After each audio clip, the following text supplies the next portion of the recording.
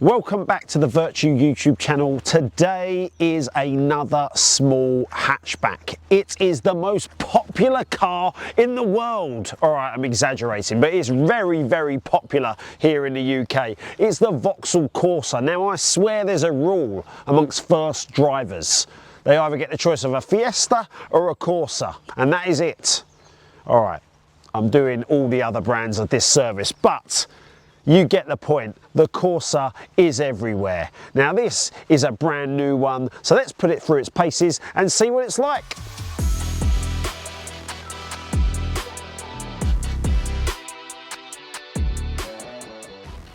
Okay, the new Corsa's front end compared to the outgoing model. Well, it's moving with the times because we don't like grills anymore. We don't like big grills with like loads of air intake. We need to make them as smooth as possible, and that's what Corsa have done here. There's a little bit of vents here and a little bit of air intake there, but it's pretty smooth, looking a little bit like the E version of it. But we've got some updated LED headlights, and I think it just looks nice. Perhaps a little safe, but nice. And that's what you'd expect with every little upgrade of a popular car like this. You don't want to offend people now. A particular highlight for me is the wheels. I think they look really, really nice. These are 16s, you can get 17s as well if you are looking at upgrading the trim level. Now, couple other things about the outside of this car. You've got beefier side skirts and you've got a little bit of a bigger back end, which is a good thing because it gives a little car a little bit more road presence. We've got the back end of, say, a Mocha, kind of, and then we've got the front end that's a little bit more electric, a little bit more like the E version. So there we go. That is the design done, and I think above all they've made it look a little bit better, which is a good thing. Worth mentioning that on certain trims you can get a contrasting roof, which I think look really, really nice. You can also get the glass roof. This one actually hasn't. We've got a little bit of a black spoiler going on, but do check out on the Vertu website and make sure you customise your Corsa to make sure you've got the right one for you. Right, inside the Corsa now. Okay, first of all, let's talk about the build quality, because I always do a little bit of a hard plastic test and I'm expecting a lot. So I've got a little bit over here, but I've also got a little bit of leather effect that goes from my seats to my door, which I really quite like. We've also got a little bit, I always say it's similar to the Fiat 500 where the outside paint job comes on the inside as well. I like that. So we've got the mint green going over here and here. Oh, I think that's quite a nice touch. So we've got a little bit of squidge. I mean, yeah, that's not hard plastic. That counts. That counts as squidge. I'll take that. The screen, nice and big there. I've got a little bit of a driver display in front of me as well. The steering wheel, right, I've got a bit of a flat bottom. I've got a nice steering wheel, it's heated as well, and this isn't the top of the range trim, so this is a good thing. I've got actual buttons on the steering wheel as well, which allow me to mess around with my driver display and the infotainment system, and I always like a button, as you know, because I'm old, that's why. Right, other things about the build, let's have a little look. I always grab this centre console and feel like if it's going to come apart, and this one doesn't. So that is a good thing. Like I said, the climate control actually has some physical knobs and buttons there as well, which is always good. It's not just controlled via the infotainment system. I like the choice. And I've got heated seats in here as well. Again, that is a good thing, considering this isn't the top of the range model. Right, okay, seats. Now, if you remember, there was such a thing as a Corsa VXR. These seats are quite nice. They hug you quite well and they're not uncomfortable. And definitely the Corsa VXR seats weren't uncomfortable at all. Right, okay, these seats are quite nice because they've got a little bit of cloth, but I've also got half leather as well, which goes through, as I mentioned, to the door with the white stitching, just to make it feel a little bit more sporty. And I've also got Isofix here in the front. So if I've got a baby, I can put a baby here and spin it round and keep an eye on the baby. That'd be good, wouldn't it? So yeah, ISOFIX points here as well, which is again a nice little option, because this isn't just going to be a first car, this may be that second little run around, because it's going to be really efficient and good on the insurance groups and all that sort of stuff, which I'll come on to a little bit later when we're driving. But everything is well placed. I've got to look at the storage now to check that I can fit all my bottles and wallets and other stuff in. So let's do that.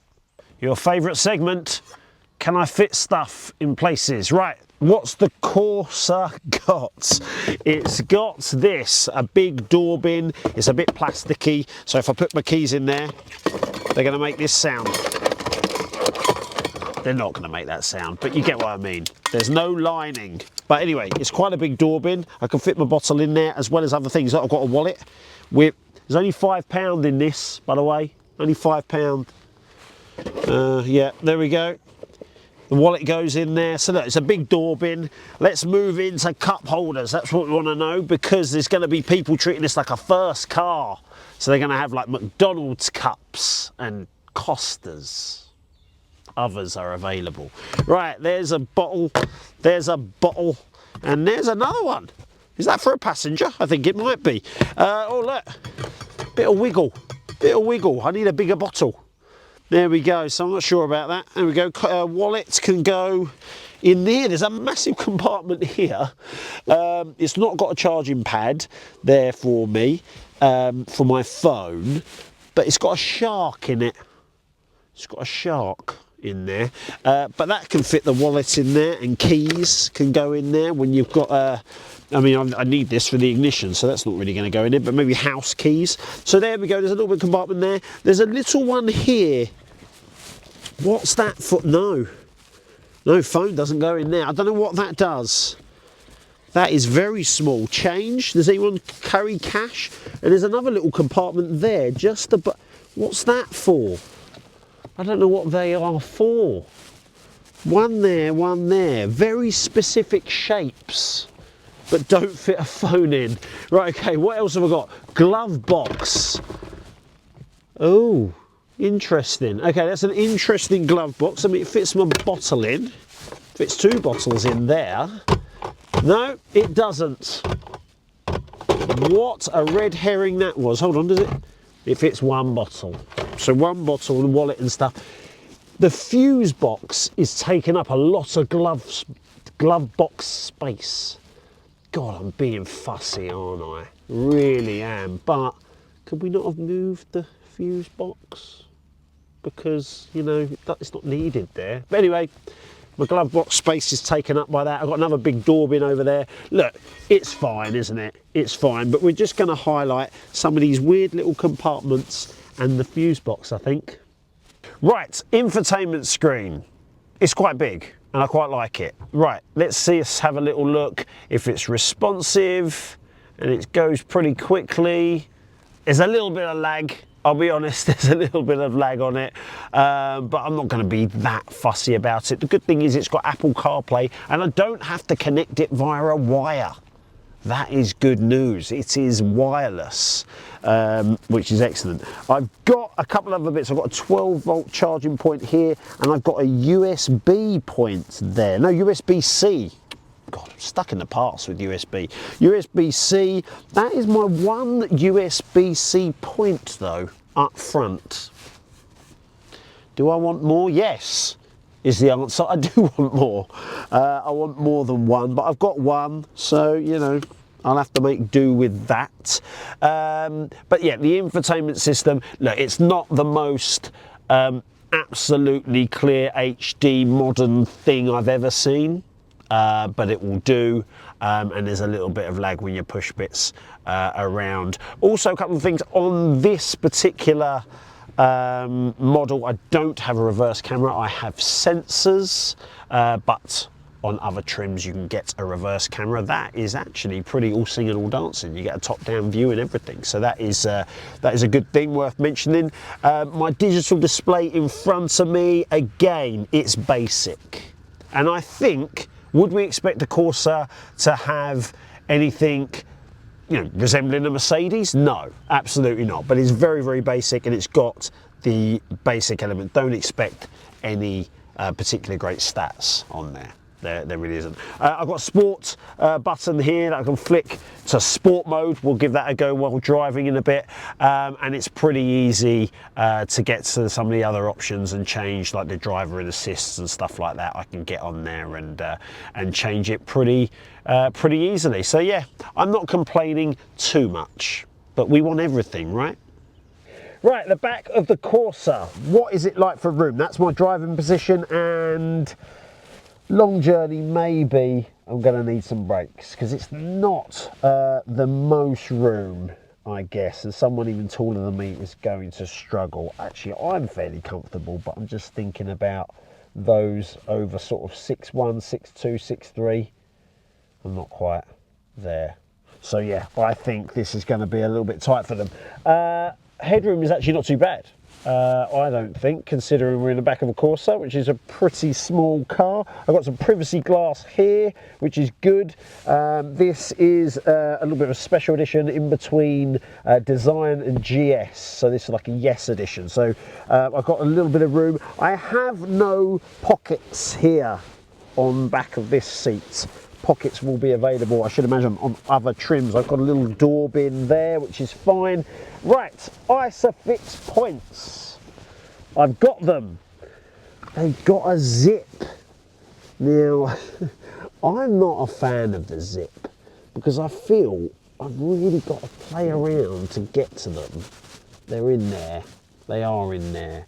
I would just prefer them neatly located like we had on the Igo the other week. I just don't feel that the zip is necessary, but some people might want the zip because then it's out of the way and they look a little bit vulgar. We don't have a centre console with an armrest or anything like that. I've got a little bit of a cup holder there that I spoke about, and 3 across the back in here is going to be a bit of a squeeze. Let's do it anyway. Okay, it's time for the 3 across the back challenge. Let's go. Right, in you get.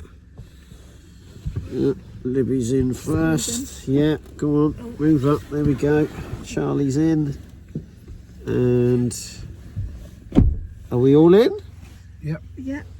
Okay. Yep. Yeah. It's a lot closer than I wanted to be to you guys today. Yeah. Yeah. There we go. I think we did it though. I'm quite comfy. You don't look comfy. I'm great. I'm fine. Right, boot space. I know people aren't going to exactly buy a Corsa for the boot space, but it's worth mentioning because there's going to be some families out there with the Corsa. Right, we have no flat load space. Make a groan happen there, editor.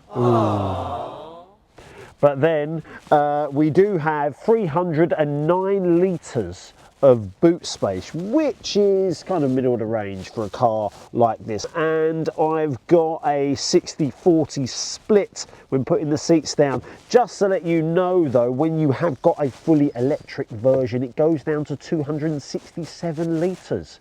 You lose boot space for the big electric battery thingy bob that makes the car go. But yeah. And when I say there's no frills or spills with the boot, so there's nothing here. There's no tether. Oh, there's a couple of tethering points. There's no 12-volt charging points. There's some little bits here.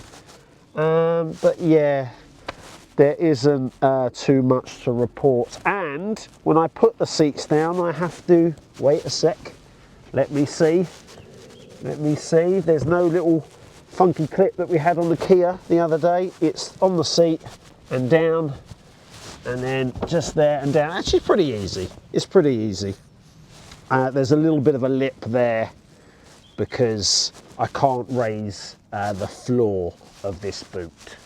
But look, it's a Corsa and it's got 309 litres of boot space. There you go. Right, so what's it like to drive this Vauxhall Corsa? So for a start, let's go through the trims. So this is a Yes edition, a special edition, if you like. There is obviously Design, there's GS, and then there's Ultimate. This is somewhere in between. Now, the options in terms of engine is really simple. It's a 1.2 litre petrol engine that you have in this, and then you have the electric version as well. In terms of power, there's 75 brake horsepower version. That is, I would say, fairly underpowered. What you're probably going to be looking at is the turbo options of this particular car, which give you, one gives you 100 brake horsepower, which is one that we have in this, and then we have 136 brake horsepower on the other version. Now, worth mentioning that when you put your foot down in this, we are in the 6-speed manual. It's really responsive. That's what I mean about the underpowered 75 brake horsepower might compare to the old outgoing Toyota Aigos of this world. This should have a little bit more presence than that, especially that they've spent a little bit of time on the design of it, making it seem like it's a little bit of a beefier car. This one here, the 100 brake horsepower, like I said, gets off the line very, very well. There is an automatic version as well as the manual. It absolutely depends on where you want it. Perhaps a first-time driver is going to opt for the manual. I don't know nowadays. Lots of people only have auto licenses, it seems.